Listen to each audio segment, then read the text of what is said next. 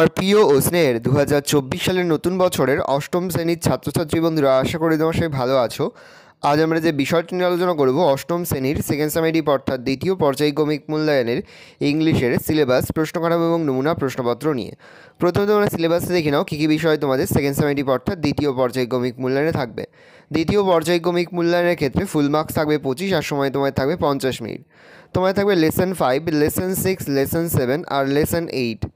তার পাশাপাশি তোমাদের কিন্তু রাইটিং স্কিলের মধ্যে প্যারাগ্রাফ রাইটিং আর স্টোরি রাইটিং কিন্তু থাকবে, আর গ্রামার থেকেও কিন্তু প্রশ্ন দেওয়া হবে।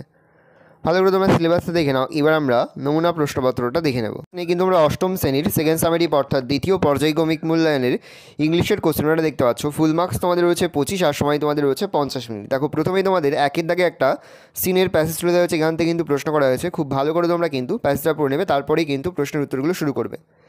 দেখো, প্রথমে দিয়েছে অ্যাক্টিভিটি 1। অ্যাক্টিভিটি 1-এ তোমাদের রয়েছে ট্রু ফলস। এখানে মোট তোমাদের 3টি প্রশ্ন দেওয়া রয়েছে, প্রতিটি প্রশ্নের মান রয়েছে 2 করে, 2 গুণ 3 সমান সমান 6। ট্রু ফলসের পাশাপাশি তোমাদের কিন্তু সাপোর্টিং স্টেটমেন্টও কিন্তু লিখতে হবে। দেখো, প্রথমটা হবে ফলস, দেখে নাও উত্তরটা। সাপোর্টিং স্টেটমেন্টও কিন্তু আমি লিখে দিয়েছি। তারপরটা হবে ফলস, 3এরটা হবে ট্রু, ভালো করে দেখে নাও। তারপরে তোমাদের রয়েছে অ্যাক্টিভিটি 2। অ্যাক্টিভিটি 2-তে তোমাদের রয়েছে অ্যান্সার দ্য ফলোয়িং কোশ্চেন্স। প্রশ্নের মান রয়েছে 2 করে, 2 গুণ 3 সমান সমান 6। এখানে মোট 3টি প্রশ্ন দেওয়া রয়েছে, প্রশ্নের মান রয়েছে 2 করে। ভালো করে দেখে নাও প্রশ্নগুলো।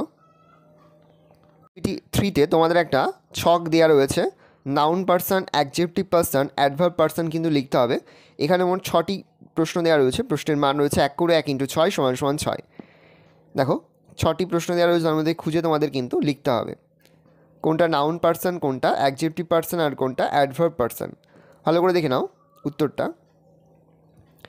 তারপরে তোমাদের রয়েছে অ্যাক্টিভিটি 4। অ্যাক্টিভিটি 4-এ তোমাদের রয়েছে লেটার রাইটিং। এখানে কিছু হিংস দিয়ে দেওয়া রয়েছে, তার ভিত্তিতে তোমাদের কিন্তু লেটারটা লিখতে হবে। প্রশ্নের মান রয়েছে 7। তোমার বন্ধুর কাছে চিঠি, ভালো করে দেখে নাও লেটারটা। তোমরা তোমাদের বন্ধুর নাম লিখবে, তারপরে কিন্তু চিঠিটা লেখা শুরু করবে। দেখে নাও, আমি আস্তে আস্তে স্ক্রল ডাউন করছি, তোমরা চাইলে এটার স্ক্রিনশটও নিয়ে নিতে পারো।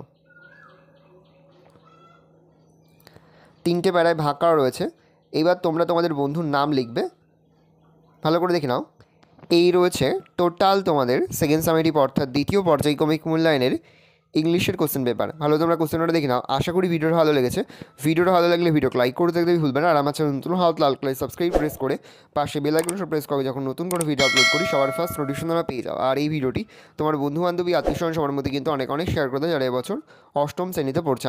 আমরা কিন্তু ইতিমধ্যে অষ্টম শ্রেণীর প্রতিটি বিষয়ের সিলেবাস, প্রশ্নকাঠামো এবং নমুনা প্রশ্নপত্র কিন্তু আপলোড করে দিয়েছি। তোমরা যদি এখনও পর্যন্ত সেই ভিডিওগুলো না দেখে থাকো, ভিডিওগুলো কিন্তু তাড়াতাড়ি দেখে নাও। তোমাদের সকলকে জানাই আগাম পরীক্ষার অনেক শুভেচ্ছা এবং অভিনন্দন।